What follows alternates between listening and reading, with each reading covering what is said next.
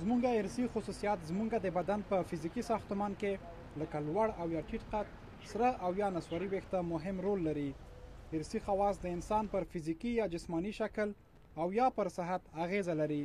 د ساينس پرمختګ په دې معنی دی چې کولای شي ارثي نواقص له منځه یوسي. جینیټیکي خواص چې د امراضو په تشخیصولو لکه په وینه کې شکر او یا د بدن د عضلاتو د غیر منظم شکلونو کې مهم رول لوبوي. فرید کاولر په لندن کې د گایس پروختون کې د وراثت د علم ډاکټر دی چې په دې اړه داسې وایي: ټکنالوژي د ډي ان اے د ازموینو لپاره ډیر پرمختګ کړی چې کېدای شي په لږ وخت کې د ډي ان اے ډیره مطالعه وشي. د جین څخه مستقیم معلومات راټولول نه یوازې ګټه لري او د ډاکټرانو سره د بیماریو په تشخیص کې مرسته کوي، بلکې دغه په برتانیا کې په یو تجارت تبدیل شوی دی. خلک په لندن کې د ارثي خواصو د تشخیص د کمپنیو سره لیوالتیا ښيي ترڅو خپل ارثي ترتیب او ساختار معلوم کړي او غواړي د هغو بیماریو په هکله چې هغوی ورسره مخکې کیږي معلومات ترلاسه کړي.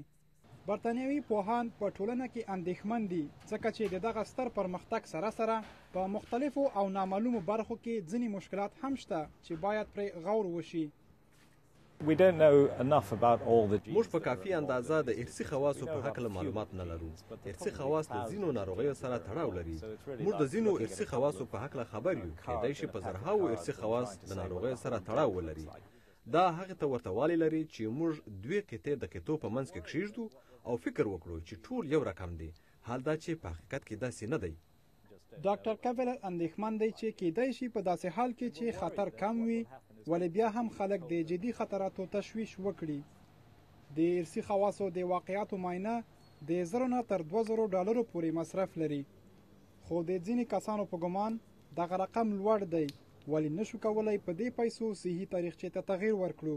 خو ځینې نور بیا وایي په راتلونکي صحي خطراتو باندې پوهیدل نهایت با ارزښت دی.